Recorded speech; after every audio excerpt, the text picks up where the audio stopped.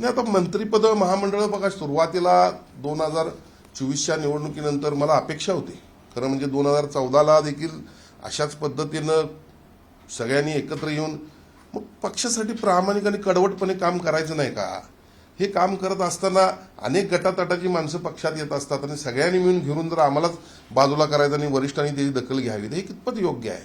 कारण 2014ला देखील अशीच परिस्थिती झाली. माझं नाव एक नंबरला. म्हणजे मला आता प्रश्न पडलाय की तुम्हाला सगळ्यांना कळतंय, तुम्ही प्रत्येक एक्सपॅन्शनला पहिला फोटो माझा लावताय की यांचं मंत्रिपद होईल.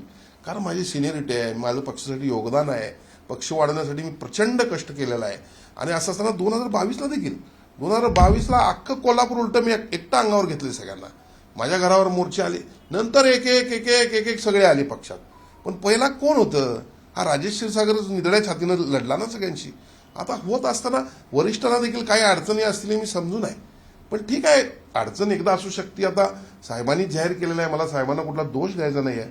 साहेबांनी जाहीर केलं की 2.5 वर्षांना आम्ही मंत्रिपद बदलू. पण निश्चितपणे त्या 2.5 वर्षानंतर मात्र मला निश्चित अपेक्षा आहे, प्रत्येक लोकप्रतिनिधीची अपेक्षा असते की आपण काम करत असताना, बघा मी 40 वर्ष काम करणारा कार्यकर्ता आहे. 40 वर्ष या कोल्हापूर शहरामध्ये पहिल्या दिवसापासून शिवसेना प्रमुखांच्या पहिल्या सभेपासून मला अजूनही सभा आठवतात, सभेतली भाषणं आठवतात. अहो मला खरं म्हणजे मी परवाच्या मिटिंगला म्हटलं की 19 जूनला आमचा वर्धापन दिन आहे. किती लोकांना माहित आहे कोल्हापूर जिल्ह्यातल्या लोकप्रतिनिधींना? अहो हे राजेश क्षीरसागरच करतो सगळे कार्यक्रम. मग असं असताना पक्ष टिकवायचं काम केलं, पक्ष वाढवायचं काम केलं. अनेक वेळा अंगावर गुन्हे दाखल करून घेतले, पोलिसांच्या रोषाला सामोरं गेलो, अनेक वेळा लाठी खाल्ली, काठी खाल्ली. खरं म्हणजे अजितदादांनी भाषण केलं होतं सभागृहामध्ये. 2019ला ज्यावेळी एक्सपान्शन झालं त्यावेळी आम्हाला वाटलं की लाट्या काट्या खाणाऱ्या राजेश क्षीरसागरला मंत्रिपद मिळेल, पण हे भलतंच जयदत्त क्षीरसागरांना दिलं म्हणून.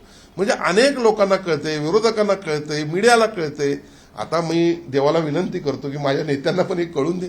कारण मी 2दा निवडणूक जिंकल्यानंतर 3ऱ्या निवडणुकीमध्ये माझा दुर्दैवानं चुकीच्या पद्धतीनं पराभव केला गेला. आणि ठीक आहे, पराभव जे असतो, पण मी परत एकदा निवडून आलो 30,000 मतांनी.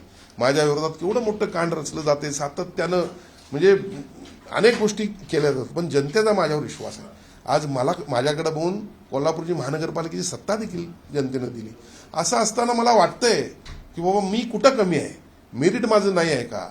तर अशा पद्धतीनं थोडं वाईट देखील वाटतंय. मी सन्मान्य साहेबांची मी भेट घेणार. आणि सगळ्यात महत्त्वाचा विषय, माझं तर चालू द्या, आता 40 वर्षाचा आमची खडतर प्रवास सुरू आहे.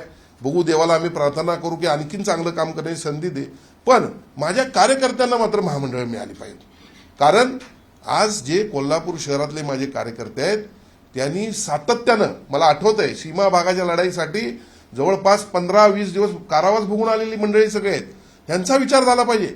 नवीन कोणी येतं, महामंडळ द्या काय म्हणतं, विधान परिषदेवर घ्या काय म्हणतंय. अरे ठीक आहे, तुमचा मागण्याचा हक्क आहे. पण माझी सन्माननीय साहेबांना नम्र विनंती आहे की यामध्ये जुन्या कार्यकर्त्यांना संधी दिली गेली पाहिजे. कारण 2022ला ज्या वेळेला सन्माननीय उपमुख्यमंत्री तत्कालीन नंतर मुख्यमंत्री झाले आमचे साहेब, त्यावेळेला त्यांनी जी भूमिका घेतली होती त्याला पाठिंबा सर्वात कोणी कोल्हापूर जिल्ह्यात दिला असेल तर तो या कोल्हापूर शहरातल्या माझ्या कार्यकर्त्यांनी आणि पदाधिकाऱ्यांनी दिलेला आहे. आणि त्यामुळे त्यांच्यावरती कुठला अन्याय व्हायला नको यासाठी मी साहेबांना विनंती करणार आहे. देश पाटील खंजीर खुपसणारा पाटील नेता आहे. यापूर्वी सुद्धा धनंजय माडकांचं सुद्धा हे स्टेटमेंट 2 वेळा होतं की त्यांनी त्यांच्या पाठी खंजीर खुपसला. आपण सुद्धा म्हणतोय आपल्या पाठी खंजीर खुपस. काय नेमकं इलेक्शनच्या दरम्यान होतंय काय? बघा, मी तसा 24 तासापैकी 18 तास सामाजिक सेवा करणारा कार्यकर्ता आहे. कुणी इथं माझ्या ऑफिसमध्ये जी तुम्हाला मंडळी दिसतील, इथं कोण व्यापारी दिसणार नाही, इथं कोण कॉन्ट्रॅक्टर दिसणार नाही. इथं येणारी माणसं ही सर्वसामान्य रिक्षेवाली, फेरीवाली, ज्यांना कोणी नाही त्यांचं मी काम करणारा माणूस आहे. असं करत असताना राजकारणाला कमी वेळ देणारा मी माणूस आहे.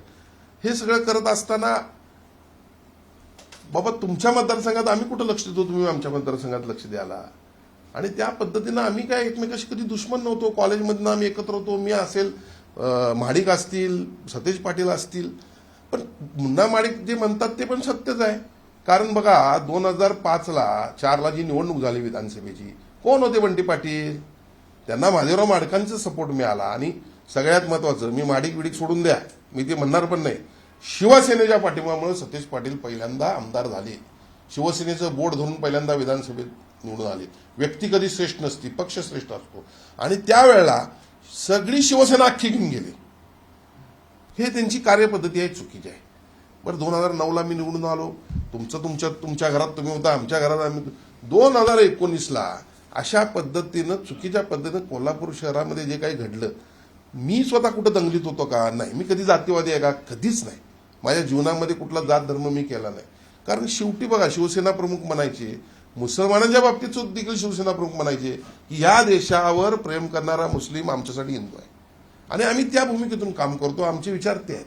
असं असताना 2019ला माझ्या बाबतीत जातीवादी विषय उलटी पेरली गेली. कारण का? की माझ्यासारखा सर्वसामान्य कुटुंबातील एखादा व्यक्ती जर पुढे गेला तर आता यांना सोडणार नाही. म्हणजे लिटरली माझ्या कार्यपद्धतीमुळे त्यांना असं वाटलं असेल की ते पुढे राजकारणात राहतील का नाही. आणि मग अशा पद्धतीनं संधी मिळाली की त्या ठिकाणी मला त्यांनी थांबवण्याचा प्रयत्न केला. हे कितपत योग्य आहे? कारण मी कुठं तुमच्या कधी नादाला लागलो होतो आणि माडकांनी देखील त्यांना मदत केलेलीच आहे. मग त्यांनी देखील त्यांना मदत केली. पुन्हा 2000 मला वाटतं मुन्नांना 2014ला निवडून आली. आता हे त्यांचे एकमेकाचे भाग आहेत. पण आम्ही कधीच वागलेलो नाही असं. पाठीत खंजीर खुपसण्याचं आम्ही कधीच काम केलं नाही. बरं मला सांगा, 2015 ते 2020 कोल्हापूर महानगरपालिकेत सत्ता असताना 4 नगरसेवक आमचे होते. आम्ही राहिलो ना त्यांच्यावर वरिष्ठांच्या सूचनेप्रमाणे. मग 2004 ते 20 असताना देखील तुम्ही 2019ला माझ्या पाठीत खंजीर खुपसला. तुमचा महापौर कशामुळे होता? एक तर निवडणूक मला आठवते आहे, ते नंदकुमार मोरे कैलासवासी आमचे उमेदवार, त्यांच्या मिसेस निवडणूक लढवत होत्या आणि माझे 4 नगरसेवक मी स्वतः घेऊन महाबळेश्वरला जाऊन राहिलो होतो. मला राज्यातल्या सर्व मोठ्या नेत्यांचे फोन होते की कुठल्याही परिस्थितीमध्ये भारतीय जनता पक्षाला मतदान करा. वरिष्ठांच्या सूचनेनुसार आम्ही नाही करून दिलं. पण पक्षाचा आदेश पाळण्याचं देखील आम्ही काम केलं आणि तुम्हाला मदत देखील केली. जर आम्ही उलटं केलं असतं तर तुमचा महापौर झाला असता का? मग आपण दुसरा व्यक्ती आपल्यासाठी जे काही करतो ते जर जाणत नसलो तर त्याला असंच म्हणलं पाहिजे, पाठीत खंजीर खुपसणे. एबीपी माझा, उघडा डोळे बघा नीट.